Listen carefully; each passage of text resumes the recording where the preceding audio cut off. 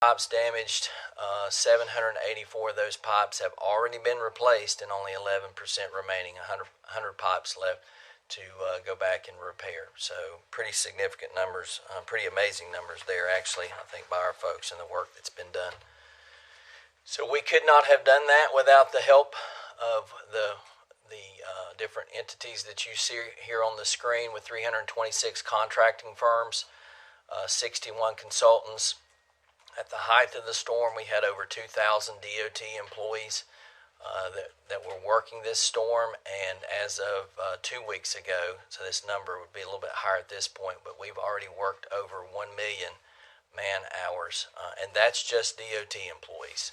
That does not include the efforts of our contracting firms and our consultants. But we also received help from the Kentucky Transportation Cabinet, Florida DOT, U.S. Army, and North Carolina National Guard. The pictures on the right there that you see is on 197. They're adjacent to the Cane River in Yancey County in April. Is the picture of last year is the picture on the top. The house that's circled is kind of give you an orientation of what it looked like after the storm. And to note, particularly on the bottom screen, obviously we lost that road, but just within 4 or 5 days after the storm, we had already provided a temporary access back to that community. And I'll note that that during the storm, or right after the storm, we had 12 communities that were completely cut off from the state maintenance highway network, but by Thanksgiving of last year, we had reestablished 11 of those 12 accesses to those communities, this being one of them. And the 12th, I think we restored that access by the first or second week in December. So again, pretty amazing work by our folks. So I'm going to run quickly through just a couple of more examples, a few more examples of the kind of damage that we experienced and the repairs that's already been made. This is Fruitland Road in Henderson County. You can see on the on the left, the damage that was done to the road system, where the water basically just took the asphalt and pushed it off into the field. Today you can see that the pavement's been reestablished, the shoulder's been reestablished, and the road is in close conformance to what it was prior to the storm. Another example is a fill slope failure that we experienced on Filter Plant Road in Haywood County, and today you can see on the right there that gravel road has been reestablished and traffic is able to utilize that. This is a pretty amazing picture here. This actually is a location where we had a cut slope failure, which is kind of hard to see. It's in the top of the left-hand picture that came down and partially blocked the road, and then of course you see the washout and the fill slope failure there in the foreground. But then you see the picture to the right of how the cut slope has been repaired, the fill slope has been repaired, pavement has been reestablished, and guardrail has been reestablished. Again, pretty amazing work after just 5 months after the storm. So now I'm going to transition into where the majority of our damage was. We had 6 corridors that will result in these 8 projects that will encompass probably 60 to 70% of our repair costs to rebuild these corridors. I'm not going to read through those. You can read those. I will tell you that I'm going to cover I-40 a little bit more in detail on the next slide. But this is an example on US 6474. I personally walked this corridor from Bat Cave down to Chimney Rock, and the further south you go, the less roads you see. It's like nothing I've ever seen. As you go around the bend of that river, there is nothing left. There's no houses. There's no road. The road itself is gone. Everything underneath the road is gone. And not only is the road gone, but the river put itself in the place of where our road system used to be. So these are going to be very expensive to fix, as you can see, in each of these corridors. And so our contractors, the first thing they had to do is go in and actually put the river back where it used to be, and so that we would have room to actually get the road in. And that's what they're doing now, is reestablishing temporary accesses to these communities. So this is a good example of that you see in the bottom of the bottom picture there on the left. And just for those of you who may be familiar with this area, that's Chimney Rock in the upper right-hand corner of the lower picture there. So kind of give you some orientation. So I-40, this will be our most expensive repair. It's estimated that it's going to cost about $1 billion, and I'll talk just a little bit more about that here in just a second. But the picture in the upper right that you see, that is just a few days after the storm. This drone footage was taken, and you can see the Pigeon River is still raging pretty good there, even days after the storm. Had some eyewitnesses that basically said the river was up to the interstate level at the peak of the event. And you can see there in the distance how we lost some of those eastbound lanes, both eastbound lanes in multiple locations. So the goal has been to try to establish some level of traffic back on I-40, and that's what we've been working toward over the last 4 months, 5 months. Our contractor has, and you can see that the repairs in the upper right and the lower left have begun and actually will be completed this week. An example in the lower right there, as you can see, it's kind of hard to see, but there's actually what we call soil nails that's driven into the embankment, and then it's coated with shotcrete over the top of that, and that helps stabilize the slope so that we don't lose those westbound lanes. And then in the lower right, you can see there where we have reestablished a traffic pattern to be able to have one lane in each direction, eastbound and westbound. And as I said, the goal is to have traffic on this by this Saturday. We hope to have this open. So all is progressing well, and we should be on schedule to have traffic back in the I-40 corridor through the Pigeon River Gorge Saturday. So again, I mentioned that this would probably be our most expensive project at $1 billion. A clarifying point on that, and I think what makes this the most expensive project is from the tunnel at mile marker 4 to the Tennessee state line, we basically lost the fill slope embankment of I-40 for 4 miles. And so that entire fill slope is going to have to be rebuilt, which is going to require about 3 million cubic yards of material to reestablish that. Along with a wall that has to be constructed as well. So you can imagine if we have to haul that material from quarries, it's anywhere from 20 to 40 miles away and has to be trucked on road through traffic in order to be able to backfill that wall. We're currently working with the U.S. Forest Service to get a special use permit in order to mine rock and establish a borrow area there within just a couple of miles of this site. And so far the U.S. Forest Service is working well with us, and we hope to get that special use permit here in the near future. And if so, that will hopefully keep us within that $1 billion figure, possibly less. If we're unable to get that special use permit, instead of it taking little over 2 years to make this repair, it's probably going to take us probably 4 to 6 years to make that repair and get all 4 lanes reestablished. So far, keep our fingers crossed. The Forest Service is working well with us, and we expect that that's going to continue to move forward. So you might ask, how did we accomplish what we've accomplished in the first 5 months of this storm? We did learn a few lessons from Colorado DOT. I think about 10 or 12 years ago, they had a similar event, not near to the magnitude of Hurricane Helene, but they set up an organizational structure similar to what you see here that basically would ensure that there were open lines of communication, constant support, and consistency across all 3 of the highway divisions. So you can see here divisions 11, 13, and 14 at the bottom each had points of contact in what we would term these blue boxes, or the boxes above, for these different disciplines, so that they had a direct line of communication with folks in our central offices. So there is a individual assigned to each one of those disciplines, whether it's geotech or hydraulics. You can see those listed there.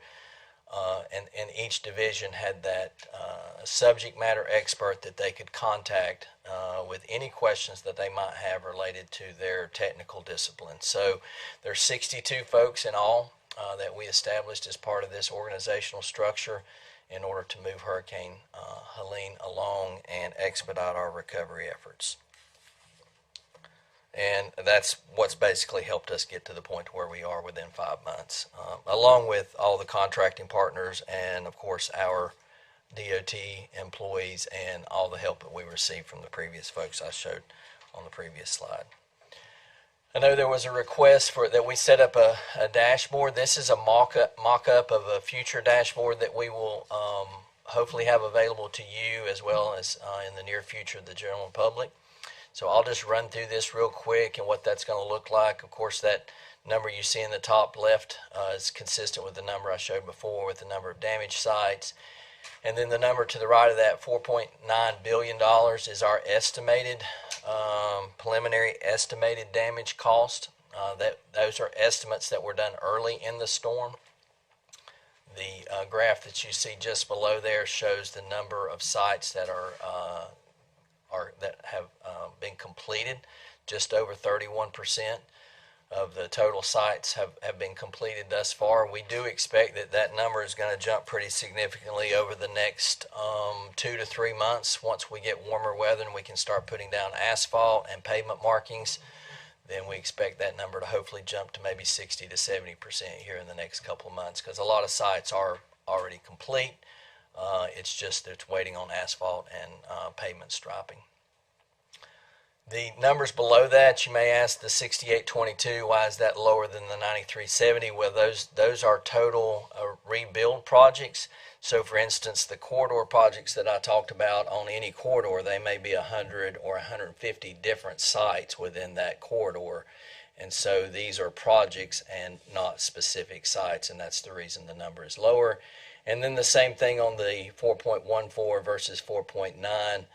That number is lower because we are fine-tuning and revising our estimates on each site, and we put this information in our SAP system to track our repairs. And so about 75% of our estimates, our refined estimates, have been completed. So as we continue to put those numbers in our system, we expect that number will rise closer to that $4.9 billion that you see at the top. So that's basically an incomplete number at this point, and will be, as we continue to refine those estimates, you'll see that number climb. And then the bottom two boxes, I think, is pretty self-explanatory.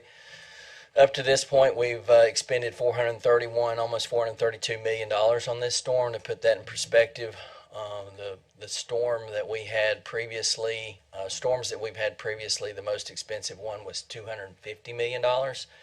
This is $432 million worth of expenditures in just 5 months. So that kind of puts things in perspective. I'll also share at this point that, in our SAP system, we actually, since we've started tracking declared events in 2003 or 2004 in SAP, we spent about $1.4 billion in the last 22 years. We expect this storm to cost $4.9 billion, this one storm. So if that kind of puts things in perspective over the last 22 years versus one storm. The last box there, the almost $81 million, that's the reimbursements we've received to date from FEMA and FHWA. And then to expound a little bit on the map to the right, based off what I said on my previous slide, again, these are each dot that you see is a representation of a damaged site. So you or your constituents, your neighbors, anyone can eventually be able to go to this website, click on a dot that's closest to their house, see when their bridge is going to be replaced or their road is going to be permanently repaired, and it will provide information that you see here. Shows the division, the county that it's in, the expenditure so far, what type of damage, and it also shows the completion to date, and we hope to also have dates in here about when that site will be completed. So I think this will probably go a long way to answering questions of the general public when they can go to their website and track their particular damage site close to their home. And it also shows the route number and the road name so that they know that they're in the right place. When you add all those, when you look at your project damage sites estimate, and then you go down and skip down, I'm a little confused. 31% have been done. That's a good job. But when I add the 4.1 or start adding and taking away is what we did when I was in school, I'm coming up with about $300 million somewhere that's not showing up. In which number? Okay, you 4.9. Yes, sir, at the Okay. top, right. And then that's the site's estimate, and the preliminary estimate is 4.1. So you got 500 there, and then you got 430 million over here of the expenditures to date. And I know it's a little bit confusing. So the 4.9 at the top, when that's data that we collect through our Survey 123 system early on. So in the first 2, 3, 4 months of a storm, we will go out and we'll collect general data on each damage site. And from that, it's just very general information. It's not refined estimates. That produces a preliminary estimate of $4.9 billion. And that number is important because it and then enables us to start sharing with FEMA and FHWA, you know, the level and the magnitude of the event that we're dealing with. So that is very preliminary. So if you go down to the $4.14 billion number, that actually is refined estimates that we go in and we collect more refined data. And from that, about 75% of those estimates are completed and in our system, and that number currently is at 4.14 billion. Okay. But I do expect that number to go up as we put more estimates in the system. Okay, well, that answered the question. Okay. Okay. If you expect it to rise, because I was, Right. as I said, I was looking at a sizable Yes, there is a difference. difference there. Now, whether it gets to that $4.9 billion or not, we'll just have to wait and see. There is some indication. We've already had a couple of contracts that we let that actually came in less than what we expected. We had one that we estimated to be $50 million, and it came in at about $35 million. So we're seeing some that are less. We're seeing a few bridge projects that are coming in more. So we'll just have to see how all that balances out. But we expect it to be somewhere close to that number, and then that 431 million is actual expenditures to date. Right.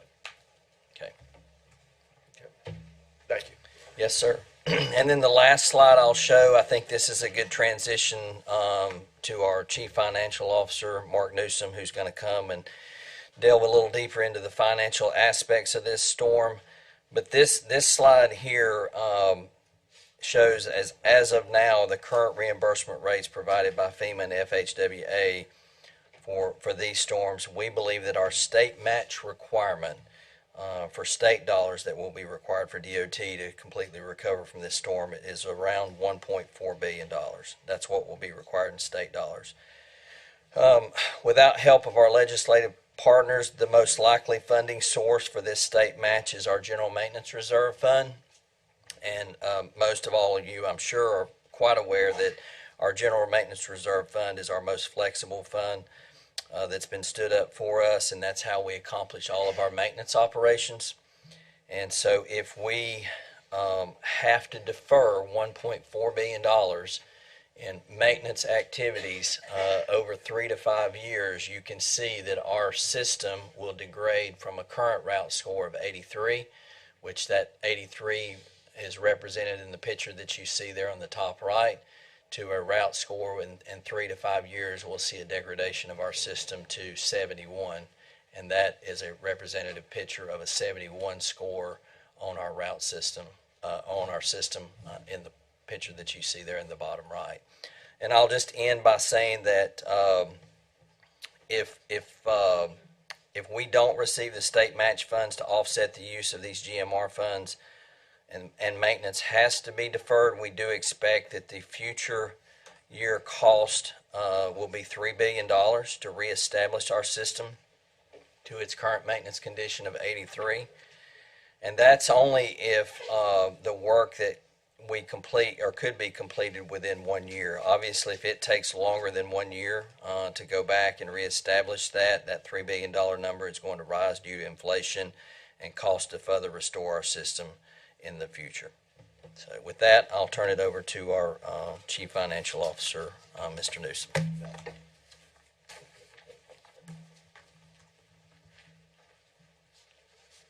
Hey, good morning, everyone. My name is Mark Newsom. I'm the current CFO, Chief Financial Officer at the Department of Transportation, and I will actually be appearing before the committee next week to do an even deeper dive on DOT's finances in general. And so I'm going to save some of the fine detail on our forecast to then, but I did, in the context of this particular meeting, want to give you some good information on how we believe the recovery is going to spend out over the next period of time. And what you see here is a summary of our current forecast essentially as of today. As Mark said, we forecasted a total recovery cost of just under $5 billion as of today. That includes a federal share of approximately $4 billion at the reimbursement rates that we know that are in place today. And with that $4 billion, the Federal Highway Administration, FHWA, will cover just under $3 billion, and FEMA will cover just over $1 billion. Now, the illustration below represents the expected spend and the expected reimbursement curve, so kind of the timing for how we are now forecasting the spend and the reimbursement. There's a bit of a delay on the reimbursement. The red curve you see is, of course, the spend, and the blue is the reimbursement. And that shaded area, that light shaded area between the blue and the red curves, represents what we are referring to internally as the cash float. Now, that is the amount of cash the department will have in play from the time of spend to the time of reimbursement. And under that current forecast, that is the number that Mark mentioned just a moment ago of $1.4 billion. Now, the heaviest spend under this forecast is likely to fall primarily in the next biennium, so somewhere from say fall of 26 through spring of 27. Excuse me, fall of 25 through spring of 27.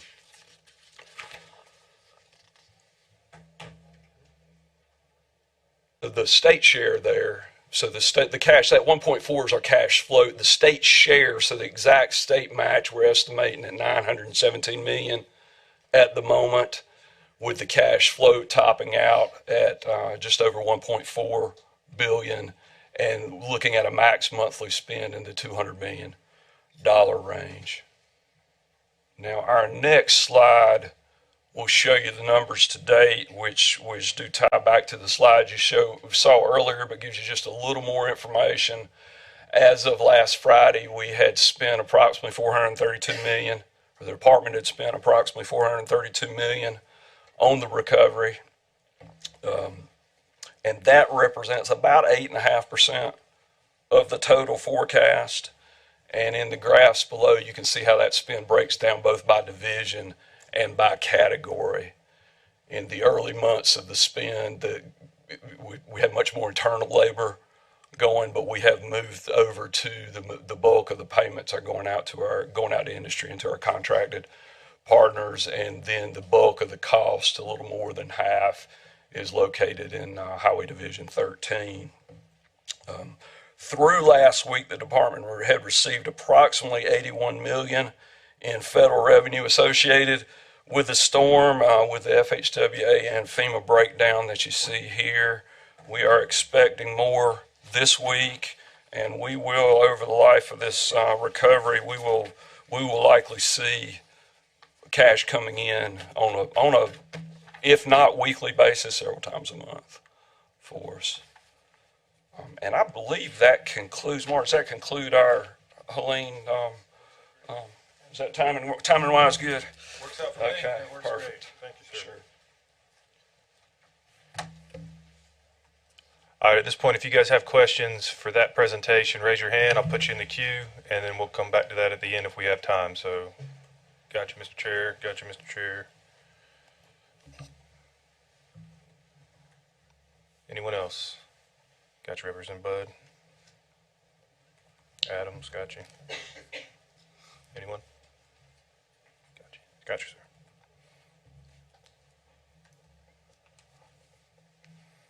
All right. Moving quickly into our next presentation, Madam Director, Mr. Deputy Director. They're waiting to ask questions, so you don't be between them and getting out of here. Yes, sir. Thank you, Chair, committee members, for having me here this morning. I'm going to have to ask Sean to help me get my presentation up.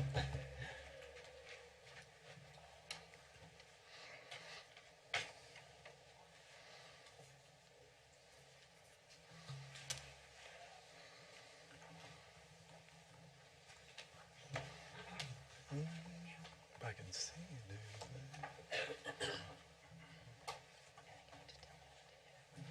I think you just hit enter. Okay, perfect.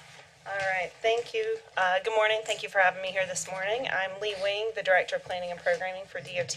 Here with me is David Wasserman. He is our Deputy Director, and we're going to go through the STIP with you together. Let's see if I can get this done. There we go. All right, so this is what we're going to go through this morning. I'm going to cover an overview of the STIP document itself, and then I'm going to turn it over to David for a little while. He's going to go into the details of the prioritization process and scoring for projects, as well as the STIP programming overview. Then I'm going to finish up and give you the results of P7, Prioritization 7.0, that culminated in the next draft STIP for 26 to 35, and then talk a little bit about challenges and improvements. All right. So this is our current STIP that was adopted by our board in June of 2023. This is actually the cover of that document. And as you can see, it covers a 10-year period for our capital program from 2024 to 2033. And it has all 6 modes of transportation pictured here: highways, rail, aviation, transit, ferry, and bike ped.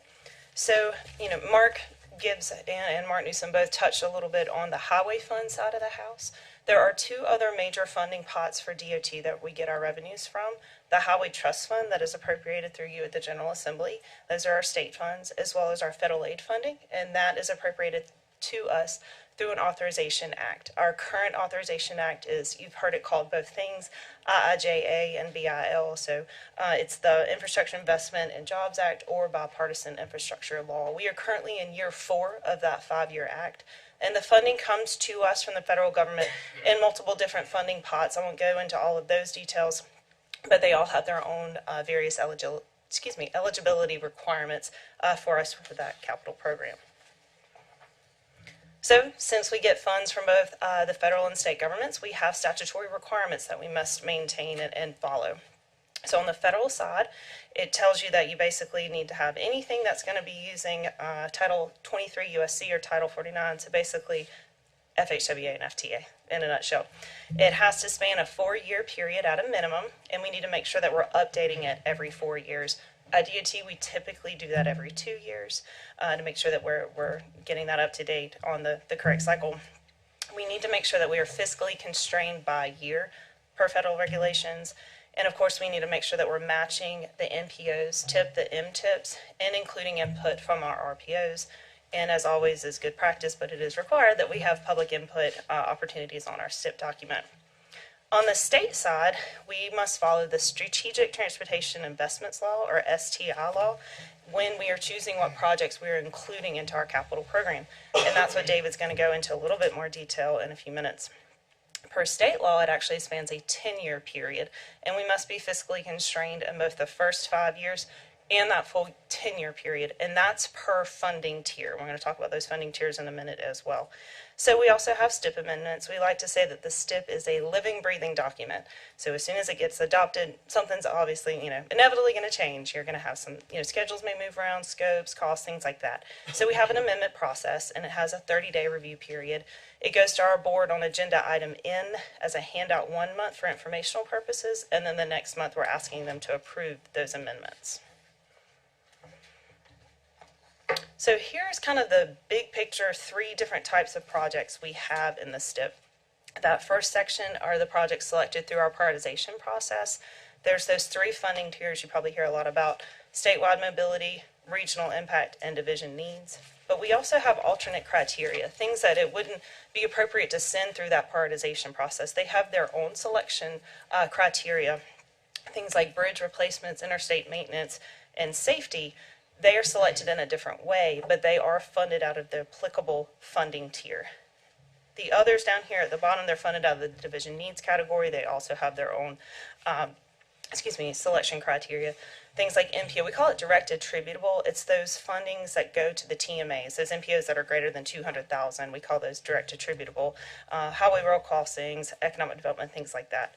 We also have exempt projects that they are funded outside of those funding tiers, things like carbon, bonus allocation, CMAQ, and Appalachian development. So this is probably one of our favorite slides.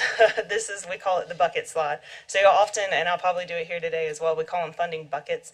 So you have your statewide, regional, and division needs bucket, but there's actually 22 of them. So the first one is your statewide mobility funding tier. It gets the first 40% of the funds. The second is regional impact. It gets the next 30% of the funds, and then it's sub-allocated by population to the 7 regions. Those regions are paired divisions. We have a map a little bit later on that shows you what those regions are. And then the final 30% goes to the division needs. That is allocated equally to each of the 14 divisions. Something that we like to mention is, we talked about that alternate criteria just a moment ago. Those things we have to account for those first, things like interstate maintenance, bridge safety, that are hitting those funding tiers. And then, of course, we need to make sure that there's funding available for active projects or projects in the front half of the STIP. And then we select projects in our current cycle. We just concluded the P7 cycle. So just a quick nod of status definitions for projects selected through prioritization. So if right-of-way starts in years 1 through 5, we call that scheduled for delivery, and it does not need to compete in future rounds of prioritization. And we typically say if right-of-way starts, we know not all projects actually require right-of-way acquisition, but most of them do. So it's whatever is their first phase of work that that project has. So in short, we'll say right-of-way acquisition starts. Alternately, if the first phase of work or right-of-way starts in the back half, those last 5 years, 6 through 10, that's considered funded for preliminary or PE only, and those must compete in future rounds of prioritization. So oftentimes you'll hear us call it the front half of the STIP or the back half of the STIP, and that's what we're talking about here. So one point to note is if the project itself ends up moving from the front half to the back half, it will have to compete in future rounds of prioritization. So just a quick note on economic development projects. The STI law does allow us to program or fund projects that support time-critical job creation, so they don't have to go through that prioritization process if they meet one of the threshold criteria in this table I show here. So the cost to DOT divided by the number of new jobs has to be less than or equal to 10,000. Or the anticipated industry investment divided by DOT cost greater than or equal to 10. So if it meets one of those thresholds for that industry that's planning to come to town, then there could be a road improvement project that's entered into the STIP, and just be aware it does come out of that division needs pot. So it's not its own set amount of money, it's just its own way to allow a project to enter the STIP.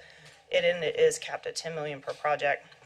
And then that note at the bottom, but we do keep an eye to make sure that we aren't funding more than $100 million on a 5-year period. Is economic development the same thing as economic preservation? Not that I know of, sir. I have to look into that. And David, and if you don't mind, I'm gonna leave my notes over here. Well, here, I'll take one.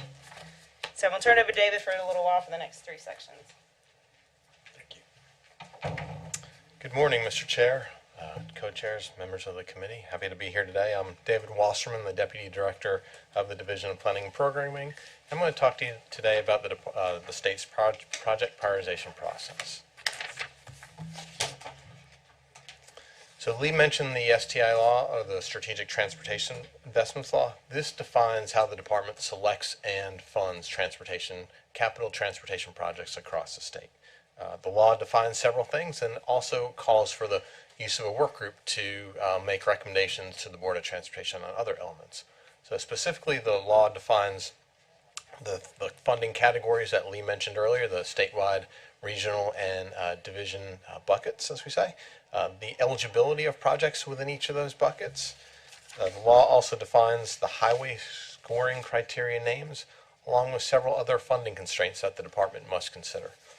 In addition, as I mentioned, the law calls for the department to utilize a work group to define several other elements in the scoring process, such as when projects can be submitted, specific data used in the scoring criteria for both highway and non-highway side, and also funding allocations between the different modes of transportation.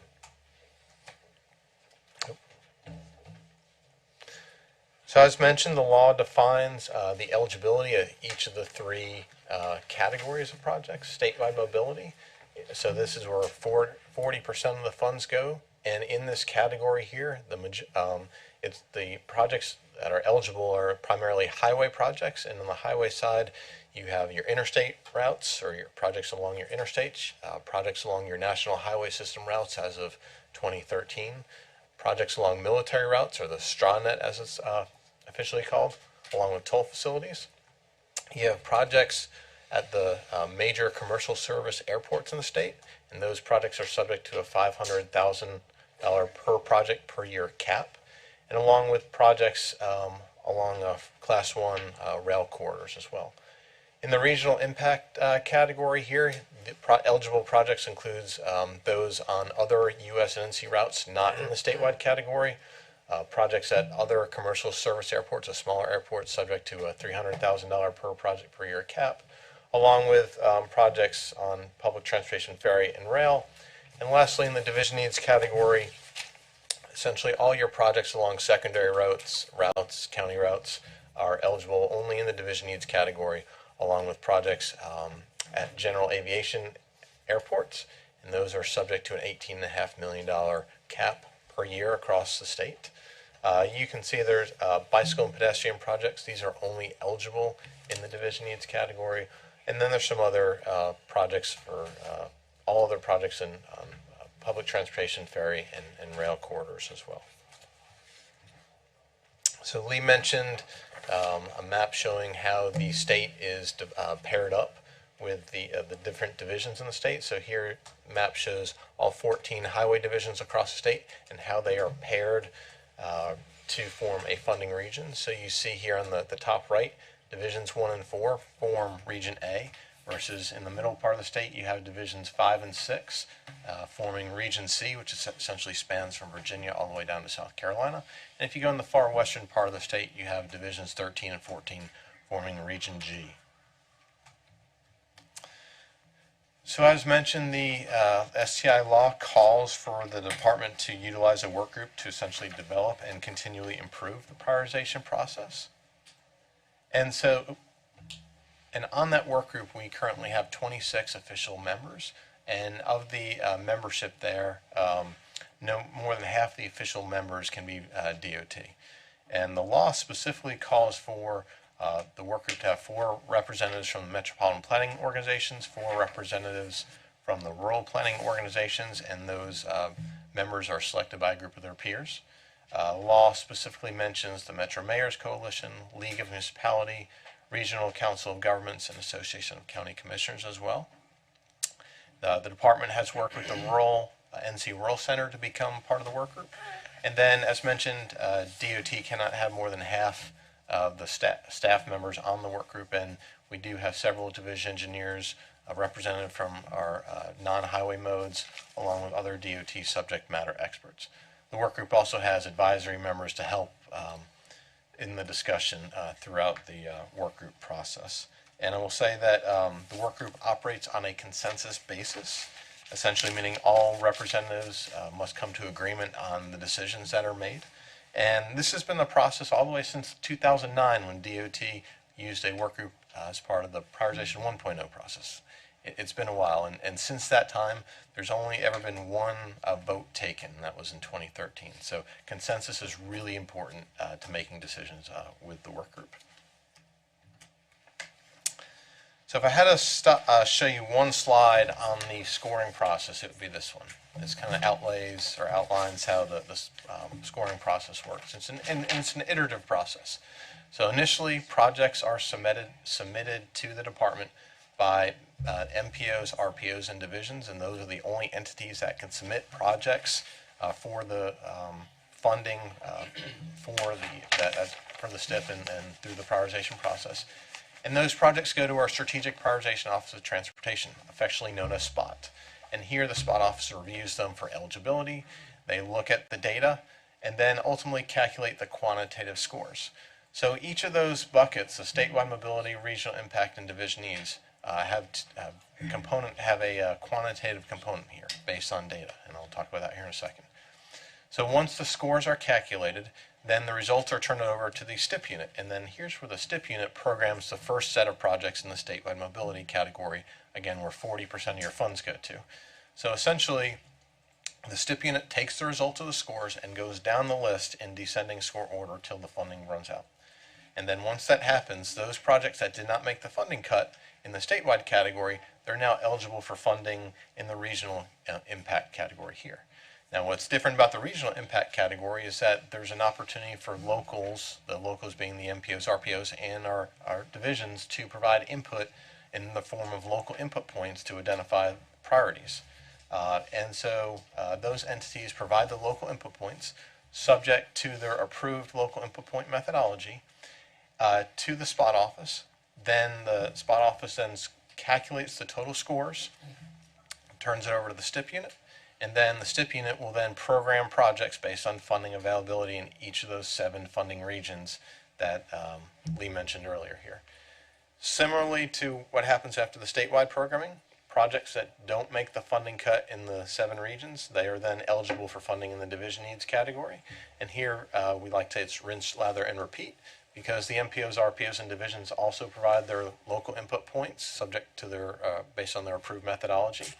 Then the total scores are calculated, and then the projects that make the funding cut are programmed in the STIP based on funding availability.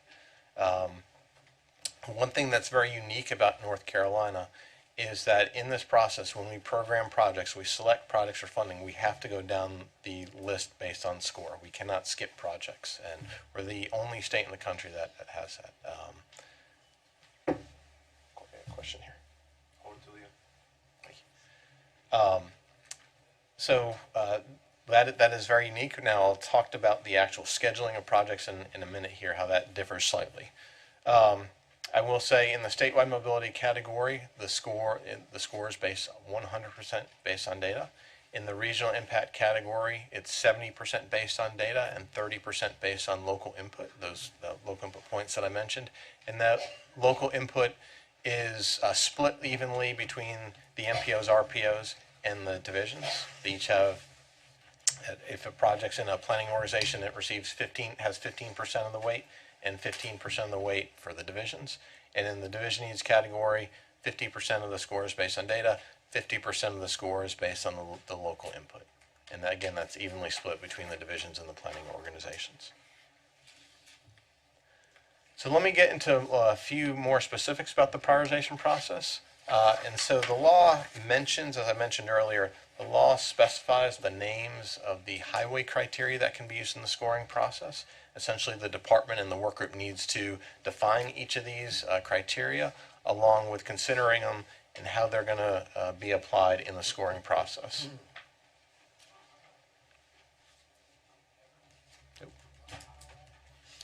So for P7.0, the work group recommended to the Board of Transportation to use 6 of the 10 different criteria in the scoring process. They are congestion. Essentially, this looks at the existing conditions along the roadway, how congested a roadway is, along with where bottlenecks might be located. Benefit cost. This is the expected benefits of a project over a 10-year period against the estimated cost of the project to the department. Safety looks at existing crashes and crash rates along the corridor, along with the future safety benefits the project is expected to provide. Freight looks at key indicators of freight movement, such as truck volume, truck percentage. Economic competitiveness looks at the economic benefits the transportation project is expected to provide over a 10-year period in terms of job growth and economic activity. And lastly, accessibility and connectivity looks at opportunities to provide access to job centers, essentially, and improving interconnectivity of the network. So the work group defined those measures for each of the criteria. The work group also recommended to the Board of Transportation the different weights in each of the 3 different categories, as you see there. With economic competitiveness, the STI law says that is only eligible to be used in the statewide mobility category. Similarly, for accessibility connectivity, the STI law says that criteria can only be used in the regional impact and division needs category. So this is an example slide for highway mobility projects. We also have different criteria and weights for highway modernization projects. Those would be projects that are typically used to bring a roadway up to today's design standard. Along with we have different criteria and weights for the 5 non-highway modes as well. So the intent of the STI law is to fund the best transportation projects across the state. And I will say that's easier said than done, especially when you have different criteria and weights used in the scoring for each mode of transportation. And so what the work group has recommended since 2013, since P 3.0, which is the initial implementation of the STI law, essentially said, hey, in the statewide mobility category, where you have highway projects along with a few eligible aviation projects and Class 1 roads, let's just let the scores be what they are, and you go down the list till funding runs out. In the regional impact and division needs categories, what the work group has recommended is that the way we select projects is that the first 90% of, we want to have a minimum of 90% of your funds go to highway projects, a minimum of 6% of the funds go to non-highway projects, and the last 4% or whatever's remaining is a competition between all modes of transportation. So let me take a deeper dive in how we take what comes out of the prioritization process and how we use that to fund projects and schedule projects in the STIP. One of the first things I want to mention to you, that I alluded to earlier, is that the STI law has in place funding caps and restrictions that impact how we fund projects in the STIP. The first and probably one of the largest ones is what affectionately known as the statewide mobility corridor cap. And what it says is no more than 10% of the funding that goes to the statewide mobility category over any 5-year period, no more than 10% of your funds go into the statewide mobility category over any 5-year period can be assigned to any project or a group of projects in a single highway division or an adjoining highway division. What it's intended to do is prevent a group of projects or a single project from using all or even the majority of statewide mobility funds. That could easily be done with several projects across the state, and so this allows for that money to be dispersed across the state. There are other funding restrictions, such as the amount of money that can go light rail, commuter rail, and regional impact transit projects, and it's generally capped at no more than 10% of a region's allocation. Mentioned earlier about the aviation funding restrictions or the caps. And lastly, in state law, there's a prohibition on the fact that we cannot use highway trust funds as the match to federal aid independent bicycle and pedestrian projects. So when the STIP unit receives the results of the prioritization process, essentially we get the projects and it's listed in score order. And so this is an example slide of what things we have to consider when the projects are scheduled in the STIP. You may have the best project in the state, the highest ranking project, but it may take a long time to be able to get the project to construction. And so even though it's the best project, the highest scoring project, it may take 9 years before we can let it for construction, because you have to go through the preliminary engineering process, the design process, purchase right away, and relocate utilities. And then you have several other projects here that we have to schedule the other elements based on when the project can be delivered, essentially. So what you may see here is a lower scoring project that can be delivered sooner ahead of a higher scoring project that may take longer to get ready. One of the things that we consider in programming the STIP is how a project is expected to pay it over time. And so we work with SAS to develop those estimated payouts. And SAS basically has created a computer model based on over 20 years of data. And so in this example on the screen here, you can see we have a small project, $1.4 million project, and SAS estimates that's supposed to be payout about 36% in the first year, 64% in year 2, and then we translate that into how we cash flow projects in the STIP. We do have to make sure the STIP is fiscally constrained, as Lee mentioned earlier. We have several tests. 2 of the big ones are within the STI law that says we cannot overprogram or underprogram in each of those 22 buckets by more than 15% in the first 5 years and no more than 10% over the entire 10-year program. We also have to look on where our programming is compared to our budget on an annual basis as well, based on FHWA guidance. And lastly, the department uses two tools to help us program projects, and those are bond programs. We have the federal side, the Garvey bonds. This is based on, the department has been using this since 2005. Essentially what this does is leverage future federal revenues for projects and allows us to repay those bond proceeds back over a 15-year period. And similarly, on the statewide side, we have the Build NC program that was passed in 2018, leveraging future highway trust fund dollars to, again, allow us to stretch those payments of the project over a 15-year period. One thing I will stress and say that the bonds are a financial tool. It's not necessarily new funds. I'm going to turn it back over to Lee, who's going to talk about the draft STIP. Thank you, David. So I am going to, I know we're crunched for time here, so we've talked about the STIP document as a whole, how prioritization works, and then an overview of our programming for the STIP itself.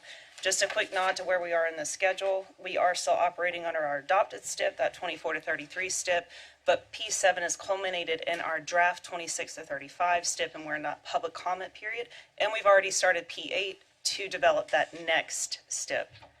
So a few things I wanted to mention is that we developed the 26 to 35 STIP and those steps that we use. So we need to use an updated budget, which is our consensus revenue forecast, which is something we work with OSBM, Fiscal Research, and DOT together, comes up with that.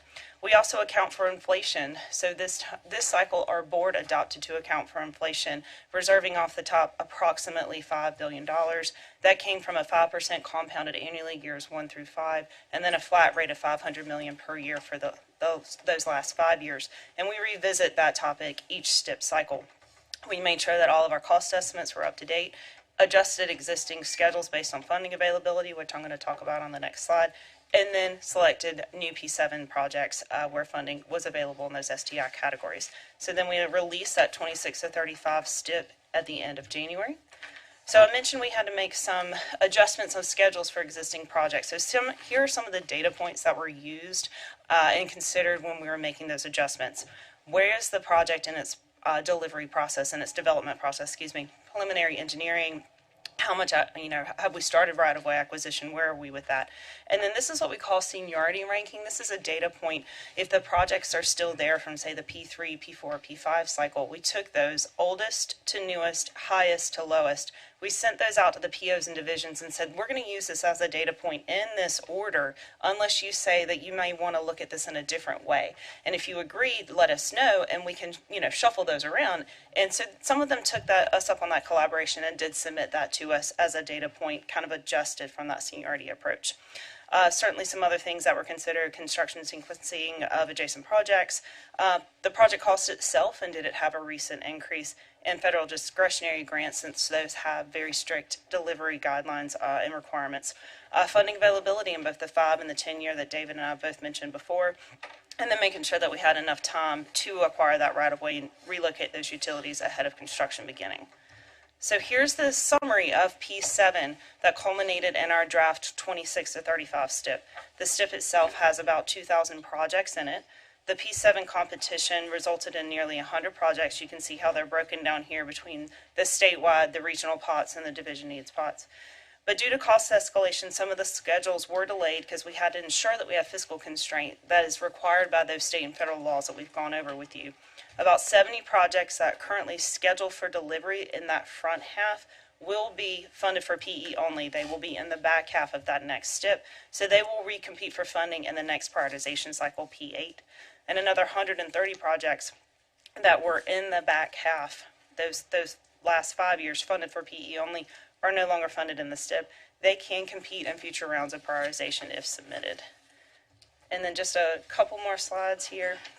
I'm going to try to run through quickly. I know we're pressed for time. So this is a very small chart to put on a slide, but I think what I'm trying to get at here is you can see that very steep incline those last several years. This is USDOT's NHCCI, the Construction Cost Index, which is a national cost index for roadway construction and material services.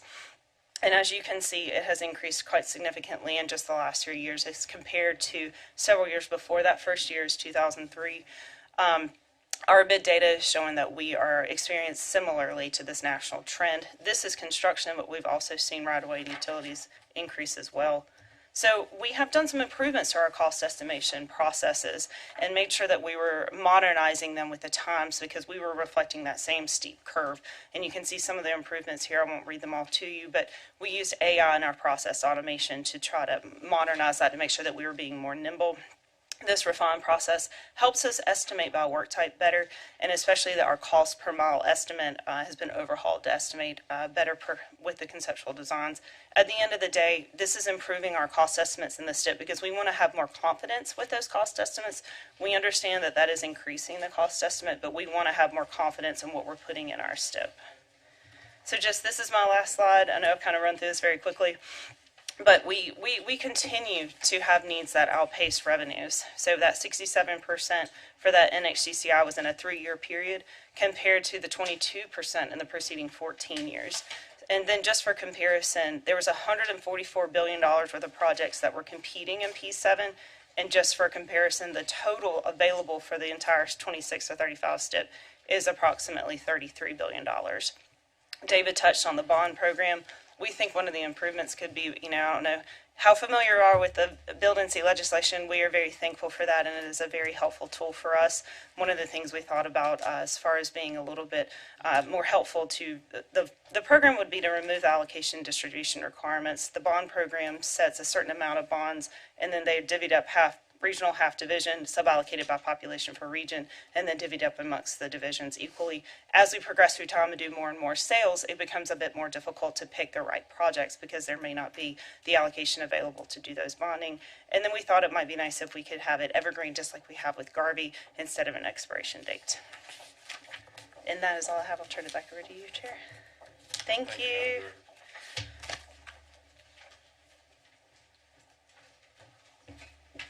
I believe it's the slide that Jay Adams has been waiting for the whole time.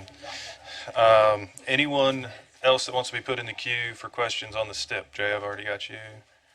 Chairman Eiler. Anyone else? Rhymes with seatbelt. Got you, Beth. Anyone else? All right, since we have more in the queue for Helene, we're going to start our questions there. So if you want to come up, be ready to field some questions. I believe Chairman Rabin, you're first. These are questions on the Helene recovery. My questions go back to the COO and the Helene, the little graph curve. Mr. Chairman, if you could cut your mic on. Thank you. I'm new to this. I'll get us there, Senator. With the calculus problem. Mm-hmm.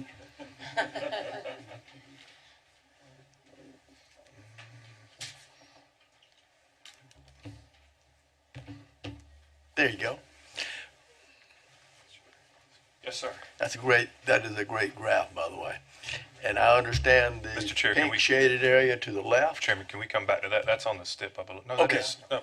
Oh, okay, yeah, that's the one I wanted. I have no questions on the STIP. Now, this is, He's good? He's good. Yeah, Go ahead, Chair. are you good, Mr. Chairman? Good. Okay, the pink shaded area, is our cash flow problem. Correct. And that's great. But then when you get over and where the red line crosses the blue line, and then you've got the blue shaded area. Right. Tell me what that represents. Because if that's our cash flow that we are due, is that the cash flow that we're going to be getting in an excess? That is when the reimbursements begin to exceed the monthly spend. Okay. Right. So where will that money go?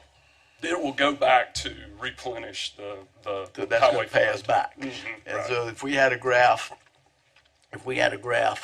that showed that area as compared to the pale area, that would actually be what we're out of pocket. Am I right on that? I have to give some thought to that, but I think you're pretty close there. That in total, that 917 million under the current forecast is what we would be out of pocket. Okay, because that one just caught my eye, because we've got money going out, and we've got money coming back, and the difference in those would actually be our out-of-pocket money. Right. Okay. Okay, I'd like to know what that is.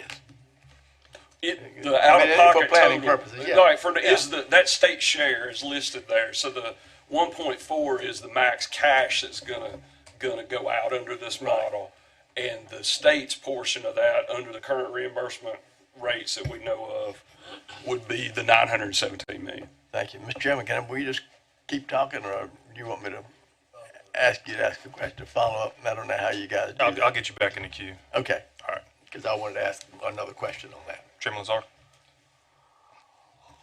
Thank you, Mr. Chairman. My question is in regards to the current 432 million to date that's spent. Is that match dollars, or is that reimbursed, or is that part of that reimbursed? Part of that has been reimbursed, so the amounts that you see, the total of 81 million that has been reimbursed to date would approximately correspond to the spend there, though it does run a few months behind. Exactly. And a portion of the 432 million spent to date is internal labor at DOT that's been allocated to the storm. And for the most part, the first 40 hours of that's not reimbursable. So they'll reimburse for overtime, but not for straight time, as it were. Thank you. You're welcome.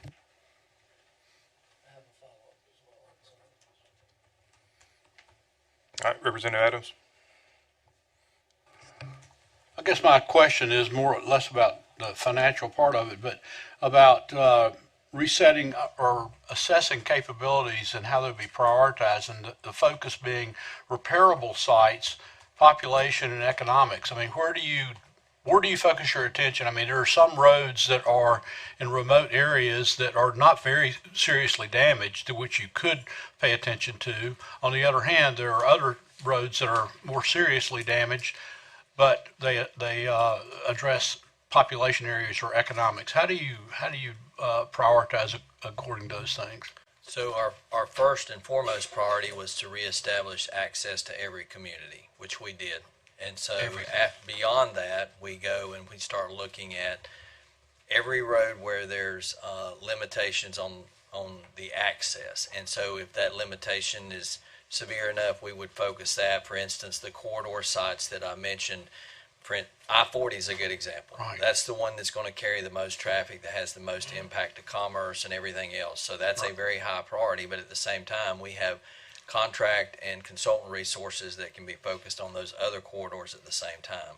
That's going to be where the maximum amount of spend is going to be, is in those corridors, and those are the ones where the most impact tends to be because it's in larger communities. So we focus on those, but at the same time, we have state forces who are out there working on these short dead-end roads, replacing pipes, fixing small road failures. So we're working across the board to try to fix multiple sites, but our focus areas in those that you described. It's those high-impact areas with communities with large populations and those that impact commerce the most. Through that process, are you discovering alignments that might be improved? Stand by. If I'm not going to let the chairs do a follow-up, I'm not going to let you do a follow-up. All right. If you have detailed questions, we're crunched on time. So if you have detailed questions that are going to take up a large amount of time, please email them to the chair and we'll get them over and get you an answer. All right. Back to you, Chairman Rabin. Thank you, Mr. Chair. I really don't have any more questions, but I will tell you that this is a great presentation. They've come a long way from where they were 14 years ago when we had started looking at these things. I applaud you for that. But no, Thanks, sir. my questions have been answered. Thank you. Chairman Lazar? Passed. All right. Chairman Shepard, you said you had a follow-up? Well, I didn't have a follow-up, I had a question. Well, yes, you followed them. Okay, my question was on GMR. Can you get your microphone on, sir? On GMR funds, how much of this percentage is coming out of GMR? And is the GMR money, is what's allocated to each division, or is that handled differently since this is a special situation with the storm? So as of right now, all the funding for this event will come out of GMR. And so that's the discussion we had about the float amounts, but all of it will come out of GMR. Follow up, does that mean that you're even taking some from the other divisions throughout the state as well? So we have funds that are allocated specifically for disasters, but this event far exceeded those numbers, so it's going to be cuts across the board necessarily if we have to float that $1.4 billion. All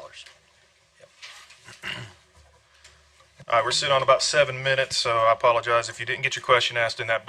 Email us. We'll make sure we get you the response and get it to you. We're going to move on to the STIP. First person I have in the queue for the STIP is Chairman Ollie. Thank you, Mr. Chair. And I don't know who this will be for exactly, but connectivity, I was under the impression, my name is on the original law that we passed in 2013, but connectivity I thought applied to statewide mobility projects, and obviously on this chart it says does not apply. Regional and division it does. So connectivity particular does not apply to statewide projects. Sean, I was going to say switch back to the presentation. Sean, can we switch back to the presentation? Yeah, one job, Sean. One job. Tech support. This chart. And just find the slide you want to be on.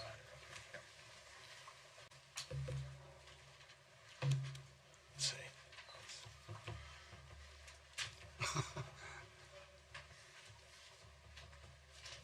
There you go.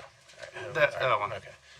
So in the STI law, it only lists accessibility and connectivity. That's only eligible in the regional and division needs categories, versus economic competitiveness is only eligible in the statewide category. And that's within the law itself. Okay. Does connectivity include, if it did or did not apply statewide, does it include connectivity outside of North Carolina? For example, the Myrtle Beach area, in my case? The name of the criteria is what listed in law is up to the work group to define the specifics on how the criteria is measured. And so the work group focused to job centers, where folks travel to and from those job centers. Okay, thank you. That's good for now. Representative Adams. All right, Representative Sheetsell. What in the world? All right. Beth at the end. I can never say your last name. I apologize, Representative. Thank you, Mr. Chairman. It's Helfrich. It's cut and dry. Yeah. Sheetsell, Helfrich. Hey, Ryan. I have just a quick question, and it's sort of about the overlay of these two topics on top of each other. Do we have a sense, or is there a list of projects that were on the STIP that are now also being addressed through hurricane relief recovery? Is there anything there that is alleviating some of the burden, at least on F and G, those regions, that's being covered?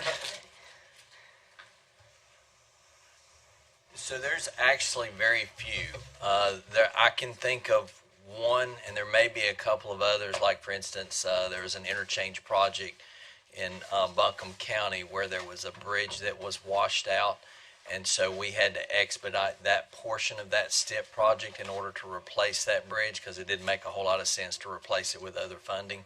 So we did expedite that. But as far as any crossover, there's very few of those STIP projects.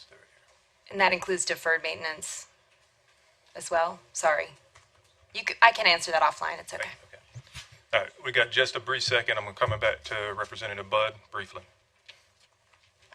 All right. Thank you. So my question has to do more with the current environment in Washington with the immediate terminations of U.S. National Forest Service workers and how that is impacting the hurricane relief efforts for y'all out in the mountains. And if you can address within that, the March 14th deadline that's coming up on Congress as well. What are our plans if they don't make a deal? Okay, so the U.S. Forest Service so far, to my knowledge, what's been shared with me, that those layoffs or those terminations have not impacted us moving forward. They're still working with us. As far as I know, they have the resources necessary in order to move forward with this special use permit that we're asking for on I-40. The March 14th deadline, I'm not familiar with that. That's when Congress runs out of money to fund the government. which impacts our ability to get funds through FEMA. Respectfully, you asked your question. He said he's not familiar. All right. Chairs, you have any other questions? I Chairman Lazar. apologize. Mr. Chairman, I do have a question in regards to the slide that indicated P7 projects, and I'm trying to find it real quick. Basically, it identified the various projects that were awarded, and I'm just trying to understand the slide when it says 10 division projects. Is that 10 projects for all 14 divisions, or is that 10 projects per division? Well, I've effectively messed up my slide deck. It's okay, I have too. I can't find mine because I was I've flipping got it a around. great touch. but- So that was 10 projects for all of the division needs that were available. It was actually all in Division 6. So 10 projects for all basic local division needs in 14 divisions. Is that accurate? That's correct, sir. The Okay. Division 6 was the only division needs pot that had funding availability for competition in P7. So what I'd like to see at some point in time is how many of those all projects, how long they've been on STIP and how long they've been delayed, and what are real new projects. Yes, sir. If somehow we can get that, please. Thank you. All right, I appreciate you guys. We took on 2 pretty hefty projects today in a short amount of time. It was a little bit of chaos, but you guys wrote it out. And so again, if you have any additional questions that did not get answered, please email them to us. We'll make sure they get to the appropriate division and get back to you with the answers. We're adjourned.